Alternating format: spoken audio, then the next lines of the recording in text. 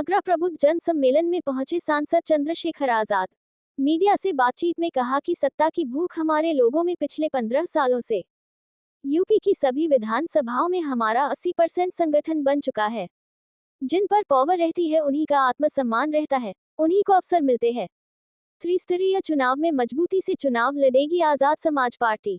जब राजकाज होगा तभी शिक्षा मिलेगी, तभी सम्मान मिलेगा। ऐसी तमाम चीजों को समझाने हम मंडलों पर समीक्षा कर रहे हैं। भारतीय सेना ही है जिसकी वजह से हम चैन से घर में सो रहे हैं। मैं नारे पर नहीं जाता, नारे तो मोदी जी अच्छे लगाते हैं, लेकिन क्या उसका फायदा जनता को मिलता है? क्रियान्वयन होते हुए दिखाई दे रहे हैं। देखिए, तेजी से आजाद समाज पार्टी का संगठन उत्तर प्रदेश में विधानसभाओं तक, ब्लॉक तक, गांव तक, बूथ तक लगातार हमारी पार्टी और हमारे पार्टी के जो सहयोगी संगठन हैं वो लगातार कोशिश कर रहे हैं और लगातार प्रयास कर रहे हैं। लगभग सभी विधानसभाओं में 70, 80% हमारा संगठन बन चुका है। अब उस संगठन को, क्योंकि त्रिस्तरीय पंचायत चुनाव आ रहे हैं, उसको और सक्रिय करके भाईचारा कमेटियां बना के प्रबुद्ध सम्मेलन के जरिए सत्ता की भूख, क्योंकि जिन पे पावर होती है उन्हीं का आत्मसम्मान भी सुरक्षित रहता है, उन्हीं को अवसर भी मिलते हैं।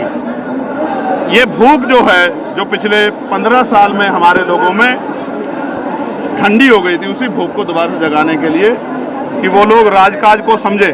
जब राजकाज होगा तभी तरक्की होगी, तभी अन्याय रुकेगा, तभी शिक्षा मिलेगी, तभी अच्छा इलाज मिलेगा, तभी रोजगार मिलेगा, तभी जमीनें मिलेगी, तभी इंडस्ट्रियल एरिया लगेंगे।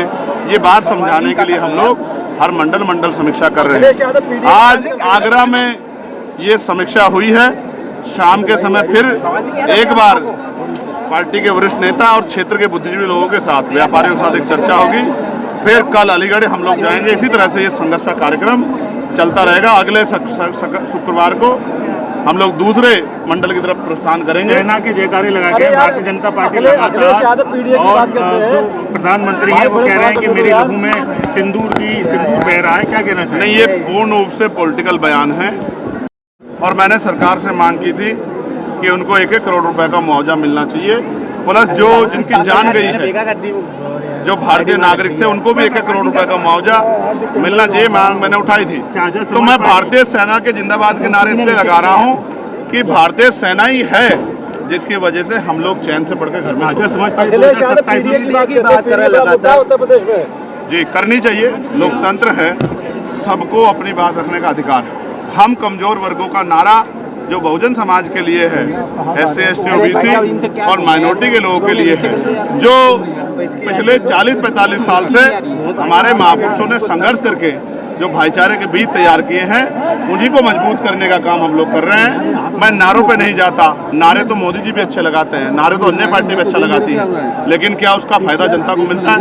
तो नारों में कुछ नहीं रखा। कथनी और करनी में जिनके फर्क हैं, देश प्रदेश उनको भी जानता है कि उनको उन सरकारों में आने पे उन्होंने क्या क्या हासिल जो है कमजोर वर्गों की, छिपा नहीं।